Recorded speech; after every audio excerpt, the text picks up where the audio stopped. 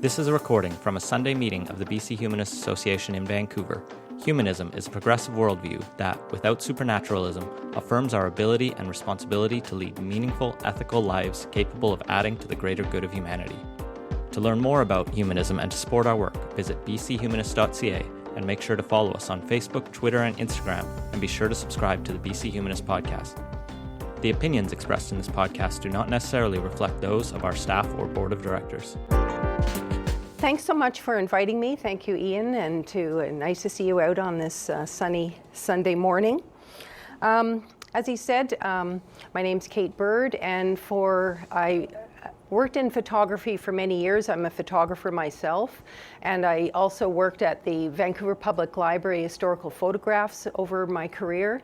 I went to UBC and graduated in art history from there, and then went on to the University of Western Ontario to get my master's degree in library science. When I got back to Vancouver, I worked for a time at the public library again, and then in 1990 I was hired by the Vancouver Sun and Province Library to, at that time it was to take over their negatives collection. The negatives that were shot by, assignments shot by photographers had been handled by people in the newsrooms for years. And the library decided to take over the management of those. And in 1990, I was hired to start to put the negatives assignments into a computer database. So I did that for a while. And then in 1994, it was the Commonwealth Games over in Victoria. And the papers decided to try out using digital cameras for the first time. They were just new to the news industry at the time. After that, because they were trying to get the images back from Victoria in a timely way to get into the newspaper. So after that experiment, in 1995, they decided to, they became the first papers in North America to go all digital. It was a huge project, and something I was very involved with was the new digital archive. For the photographers, it was a huge learning curve because they had used film cameras, which were far superior to the very poor quality digital cameras back in 1995. They were $10,000 Nikon digital cameras that produced 4 megapixel photos, which now is so tiny compared to anything you have on your phone. So I worked with that collection, the digital archive, and the collection at the Sun and Province, the hard copy photo collection, which is extremely extensive.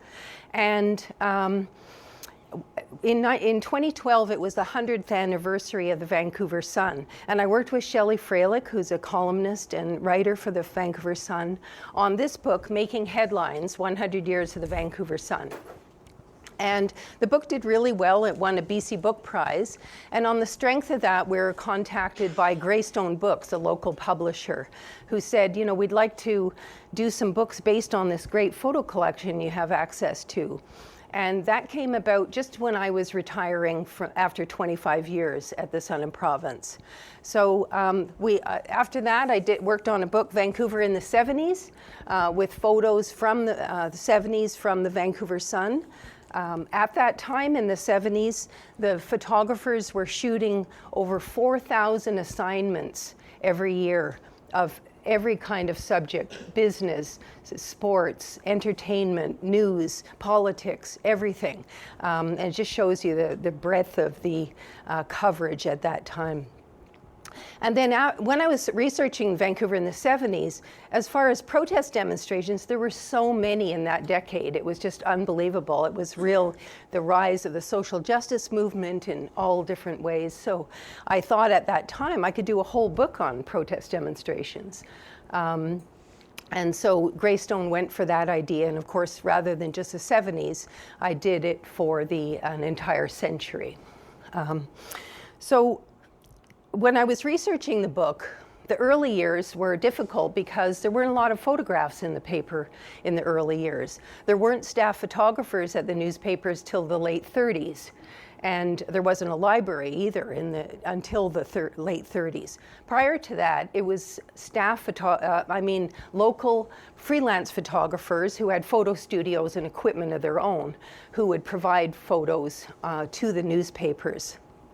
And So that's why it's so remarkable that you can't see this that well, but in 1907, after the anti-Asian riot in Chinatown and Japantown, this followed a meeting of the Asiatic Exclusion League. And a bunch of people afterwards went on a rampage down in Chinatown and Japantown, breaking windows of businesses and homes and such. There were three photographs ran on the front page of the province. Just technically getting local pictures into the newspaper that quickly was really remarkable. And I couldn't find these exact photographs. They don't exist anymore, as did many that I found in the newspaper but wasn't able to find.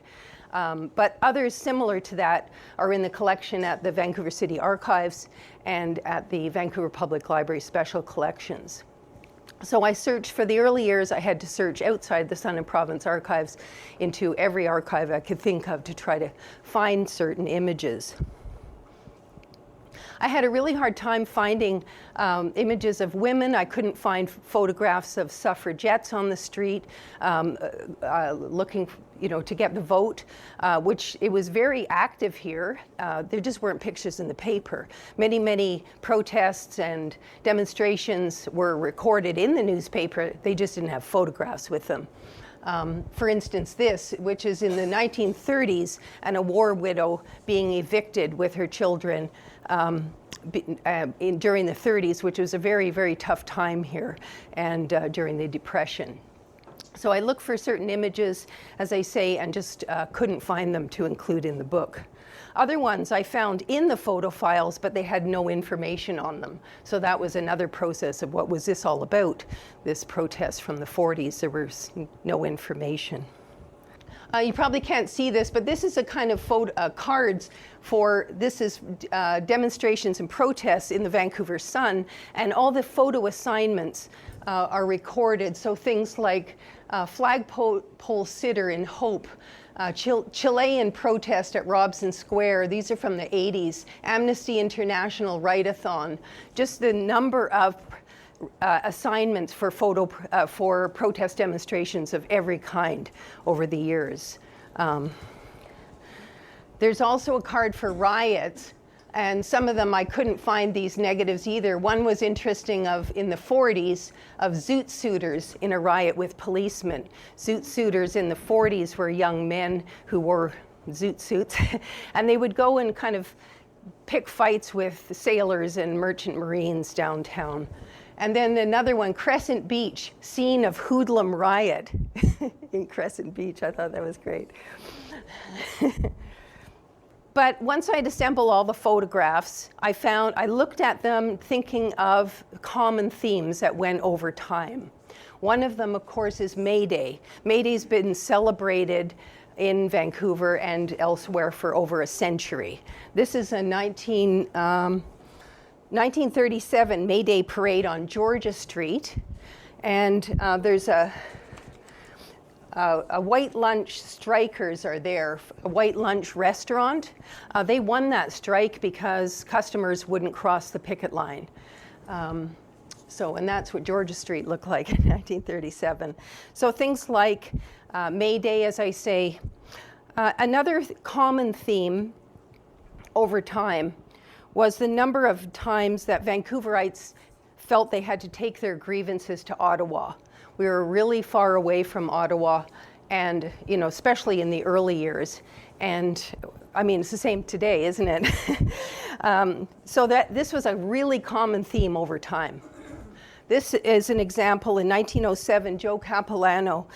This is at the North Vancouver Ferry Wharf, and he and a number of other chiefs went to Ottawa first to speak to Prime Minister Sir Wilfrid Laurier, and then carried on to London to meet King Edward VII regarding Indigenous land claims. At the time, they were told it was a very thorny issue and they would have to be patient. In 1930s, as I said before, was a really, really tough time everywhere. There were a lot of men this is 1935, there were hundreds of men in relief camps all over the province. They made 20 cents a day because there was so much unemployment. They were sent to relief camps, mostly logging camps and other infrastructure type projects. So they were tired of the conditions, were very poor, and they descended on Vancouver in large numbers and had a number of protest demonstrations in Vancouver. And then finally in June of that year, they boarded boxcars to head to Ottawa to try once again to have their grievances heard. In 1970, Vancouver Women's Caucus, a very active women's group, one of the most active and biggest in the country, set off on what they called the abortion caravan. It was a convoy of cars that headed to Ottawa to discuss abortion rights. And in 1986, a number of people went to Ottawa on a train to protest logging in Haida Gwaii. These are just a few of many, many times over the years heading to Ottawa. Another interesting thing was Vancouver's protest space. This is at the formerly Vancouver Courthouse, now the Vancouver Art Gallery.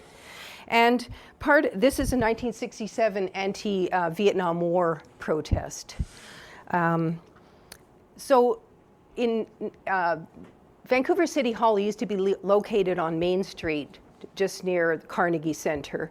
And then in 1937, it moved up to 12th and Cambie. And so that was really far away from downtown. And so the courthouse became the de facto protest space and it still is. In fact, that when they renovated the North Plaza recently, they did a lot of, they wanted feedback on what people wanted. Instead of making it into green space or a park or something like that, it was decided to retain it as a plaza for a place in downtown to gather. Other protest spaces were the Powell Street grounds, now Oppenheimer Park, the Cambie Street grounds, which is Larwell Park, formerly where the Vancouver Bus Depot was, now a parking lot, still Vancouver City Hall, and Victory Square, of course too small now for the kind of protests, and Stanley Park, especially for May Day protests over the years at Malcolm Bowl and Lumberman's Arch. Another thing I discovered that Vancouver has long been a vanguard of protest activism. And this is Greenpeace, which started here in Vancouver. And in 1971, they garnered worldwide attention when they rented this fishing boat, the Phyllis Cormack, and sailed up to Amchitka to protest the US 5 megaton nuclear test off Amchitka Island in Alaska. They went up there thinking, I don't know what, but anyway, hoping to do something. And of course, they were turned away by the US Marines and the Coast Guard and everybody. And they thought that they completely failed in this campaign. When they came back to Vancouver, they realized that they had garnered worldwide attention for this action. And of course, they went on to become a global organization fighting for the rights of whales, seals, and many other causes. While they were off in Amchitka, 10,000 Lower Mainland school kids descended on Vancouver from 22 schools. Many students were allowed out of school by their principals. Many were not, who I've spoken to. And so 10,000 kids, so many people remember being at this huge protest. So years later, Bob Hunter, who was on the Amchitka and a founder of Greenpeace, was asked, Greenpeace founding member Bob Hunter, a former reporter for the Vancouver Sun, was once asked why the environmental organization evolved in Vancouver, of all places. He replied that Vancouver had the biggest concentration of tree huggers, radicalized students, garbage dump stoppers, shit-disturbing unionists, freeway fighters, pot smokers, aging Trotskyites, condo killers, farmland savers, fish preservationists, animal rights activists, back-to-the-landers, vegetarians, nudists, Buddhists, and anti-spraying, anti-pollution marchers and picketers in the country and per capita in the world. So what I've got is just a selection of pictures from the book of various issues over the years. The first one is in 1900. This is the Steveston salmon strike.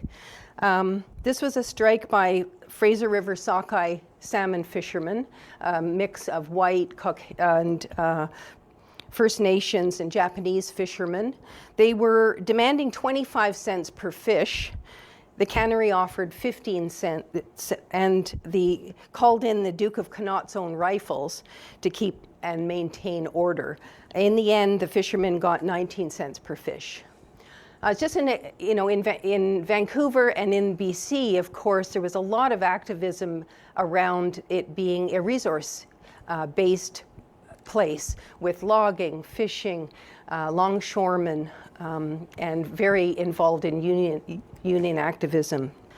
This was a 1912 free speech demonstration in Vancouver. It was organized by the International Workers of the World, who were a U.S. organization that came up and came into all those resource-based industries, as I said, to try to unionize.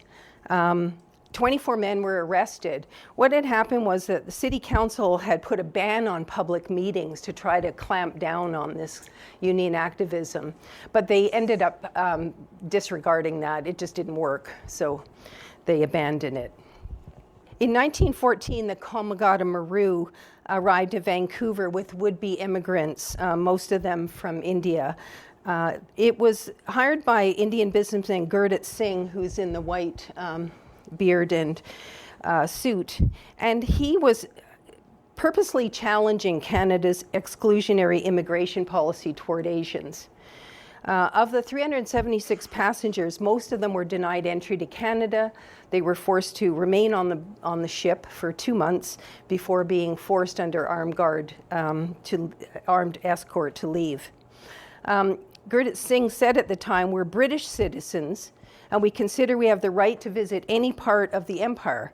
We're determined to make this a test case, and if we're refused entrance to your country, the matter will not end there." These are UBC students in protest in 1922. During the First World War, the building of the University of British Columbia campus came to a halt, and students were crammed into what were called the Fairview Shacks. And so by 1922, students felt just they were bursting in the seams of these Fairview Shacks. So they wanted to draw attention to completing the UBC campus. This is a science building at UBC with all these students from various faculties. In 1935, as I said before, it was all these relief camp men showed up in Vancouver protesting for employment and better conditions in the relief camps.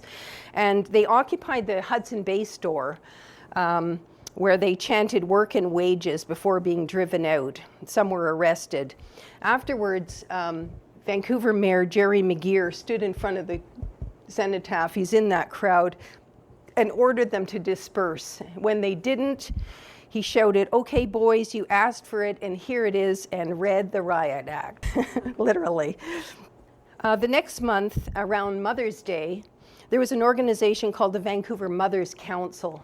These are a lot of women in Vancouver whose goal was to help the relief camp men. There was huge public support for the relief camp men, and they helped to raise money and provide food. There were a lot of people even on City Council of Vancouver involved in this, and a lot of socialist, communist women took part in this. So they formed the shape of a heart at Stanley Park. 3 years later, conditions weren't much better, and in May 1938, 1,200 men marched into downtown Vancouver and occupied the Vancouver Art Gallery, which was located further west on Georgia Street back then, the post office, and the Hotel Georgia. The Hotel Georgia, they were offered money to leave, and they did. But they occupied, the final building they occupied was the post office, which was a federal building. And on June 19th, after 30 days of occupation, the RCMP and city police went and evicted the men from the post office. It was quite a violent confrontation with tear gas and billy clubs. And that evening, 10,000 people gathered at the Powell Street grounds to protest police brutality. As I said, this strong support for the relief campmen was, even editorials in the Vancouver Sun at the time were in support, which, you know, was pretty right-wing, and it was kind of surprising when I read that.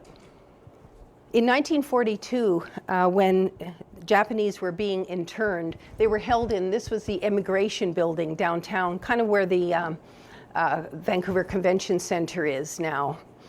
And this is a woman waving to her loved one. The night before, there had been a riot by 130 Japanese men being detained because they were refusing to go to work camps without their families. Oh, by the way, that photo, I looked everywhere for it and I couldn't find it, and I finally found it in the collection of the Toronto Star newspaper, even though it ran on the front page of the province. That's very funny. In 1944, this is a group of Doukhobors. They staged a 6-hour vigil at the Vancouver courthouse to demand release of 13 of their brethren from Ocala prison. In 1946, there was a big strike at the Vancouver Province newspaper. It was a very bitter strike. The newspaper still put the paper out, and they were trying to distribute it, and this big melee broke out with cars being overturned, newspapers set on fire. This is at Victory Square, where the province used to be on Cambie Street, Cambie and Hastings. The province at the time was the #1 paper in Vancouver, and after this strike, they never regained their #1 position again because so many people refused to subscribe. No, the province was separate from the Sun, and province were separate until the 60s. Well, they were on Beatty at the Sun Tower. The Sun was at the Sun Tower. In January 1946, Second World War veterans were back in Vancouver, and they could not find housing. There was a massive housing shortage. So they occupied the old Hotel Vancouver, which was empty and slated for demolition, to draw attention to the city's acute housing shortage. Their action resulted in the creation of the Citizens Rehabilitation Council hostel in the hotel, which operated till 1948. So families such as this, 5 people would be in a hotel room.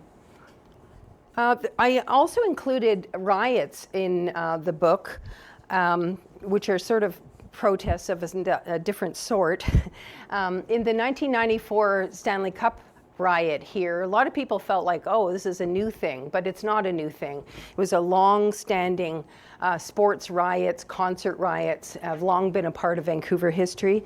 This is a 1955 Grey Cup riot downtown. The Lions were not even in the Grey Cup that year. They were just, it was just being here, you know, it was just being held here.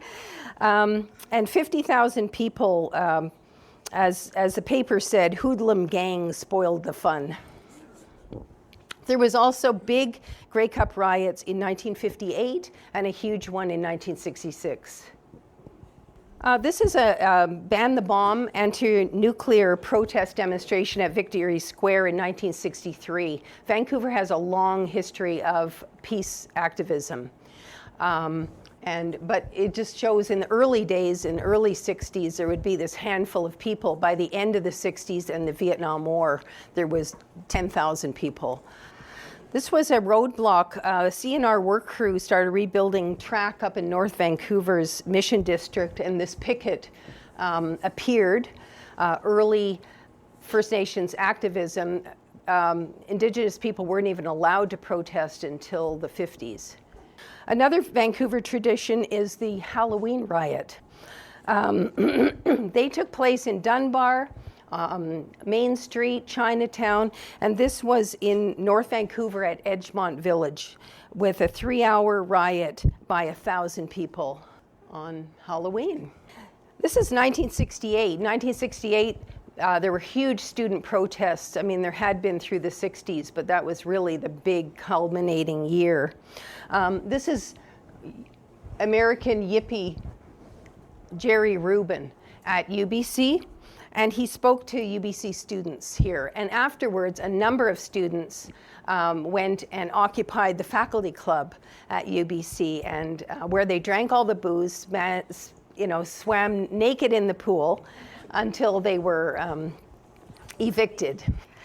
At the same time, Simon Fraser University students were also staging a sit-in, one of many over the 60s in SFU. There was quite the hotbed of activism. This is the biggest one. 114 people were arrested.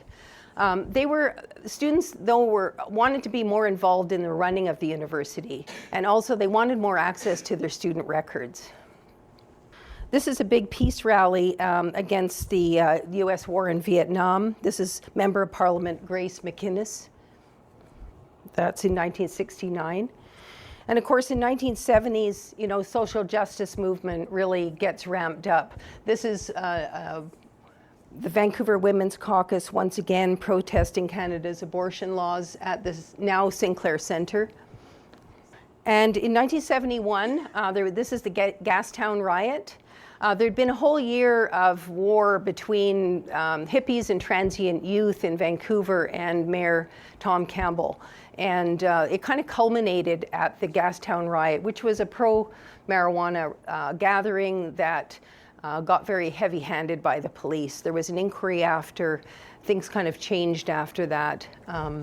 But this is the infamous Gastown Riot. This is the first gay rights demonstration by Gay Alliance Towards Equality in 1971. It's just a small gathering of about a dozen brave souls at the courthouse. And the rise of the First Nations protesting, inspired in a lot of ways by the American Indian movement in the US. Here's a demonstration in 1979 by a group of disabled against Bill Vander Zalm regarding transit, better access to transit. And these are members, Lower Mainland East Indian Taxi Drivers Association, protesting alleged racism at yellow cabs. There was also a lot of South Asians protesting for farm worker conditions in the 80s. Here's the Ku Klux Klan. It's kind of shocking, 1982, on Hastings Street, protesting communism. I know. It's just so shocking in 1882 that this was part of, in the House of Hot Corned Beef, if anyone remembers that. I do. This is Vancouver's Sun photographer, George Dyack, who's still around and in his mid-90s. In the early 80s as well, this is in 1982 as well, there was a huge peace rally at the Peace Arch border, Unite for Peace, with 100,000 people. This was the time of the Trident warhead and a lot of fear about the proliferation of nuclear weapons. And the start of a lot of peace marches. In 1983, there was the Solidarity Movement, which was a protest demonstration, went on for many months against the BC provincial government's restraint budget. It was the largest anti-government protest in BC history. And in the 80s, there was a lot of protest against pornography and, yeah. These are people against pornography at the Red Hot Video Store on Main Street. There was a Vancouver groups called Direct Action and the Women's Fire Brigade. They were local groups who felt that regular protest demonstrations were not effective, so they wanted to take more direct action. And they are more commonly known as the Vancouver Five or the Squamish Five. They were arrested and put in jail for some of these actions that were violent. But there is a Vancouver homegrown movement. Once again, another campaign, Shame the Johns, that was created by citizens groups to get rid of street prostitution, mostly in Mount Pleasant and the West End. In 1989, there were protests all through for many, many months after the student protesters were killed at Tiananmen Square. In 1993, this environmental protest at Clayoquot Sound, there was a logging blockade put in place for many, many months. 800 people were arrested in the blockade, 80% of them women. And it was the largest act of civil disobedience in Canadian history. At the same time as this was happening on Vancouver Island, there were many, many protests in Vancouver, either at the Macmillan Bloedel building or at the Vancouver Art Gallery. And in 1987, there was the Asia-Pacific Economic Conference, APEC, at UBC at the Museum of Anthropology. And when protesters tried to get nearer, they were pepper sprayed, the infamous Sergeant Pepper episode.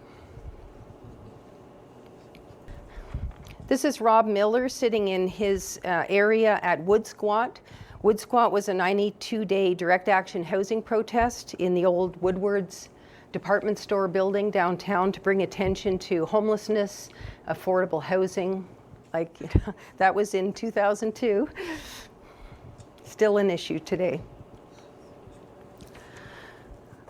This was an anti-war demonstration at the Vancouver Art Gallery on March 19th, 2003, minutes after the US fired its first cruise missiles at Iraq. As I said before, May Day is still celebrated. This is a 2004 May Day rally downtown. And more on the riots. So, of course, there was a 1994 Stanley Cup riot and then a 2011 Stanley Cup riot. That same year, there was a Occupy Vancouver, which is part of a global movement, the Occupy movement, to protest corporate greed, unemployment, government inaction. This was a 6-week occupation at the Vancouver Art Gallery, and kind of a new thing in a way of being part of global protests rather than, the history of labor protests and social justice movement moving more into global protests. In 2014, there was BC's longest teacher strike in history. Kids were out of school for 5 weeks. So this is a big rally by the BC Federation of Labor and the BC Teachers Federation. For a while in the 2000s, there was kind of a move towards online petitions and less about street protests. And in 2016, 5,000 people marched down Cambie Street from City Hall to protest the Kinder Morgan Trans Mountain Pipeline. It was kind of a return to people feeling they had to get away from their computers and that kind of online protest and get back on the street again. And of course, in 2017, there was the Women's March when 15,000 people attended a massive march the day after the inauguration of Donald Trump. So once again, this back to the streets again. As you can see in the early days, people felt they just couldn't not get out anymore. They had to get back on the street again. So as I said, protesting has been in Vancouver's DNA for many years. Vancouver's protest culture, born from our rebellious and turbulent history, is bred into our city's blood. Our citizens' passionate engagement with a wide range of social and political issues, from hyperlocal to global, cannot be denied. And while a simmering opposition to authority in the city of extremes can take us to the edge and sometimes over, at the heart of our city's culture of resistance is the utopian ideal of social order and peace and the desire for community belonging. It is this optimistic idealism that drives Vancouverites to continually show up, step up, and seek a better path and a better world in our own fiercely independent West Coast way. Thank you.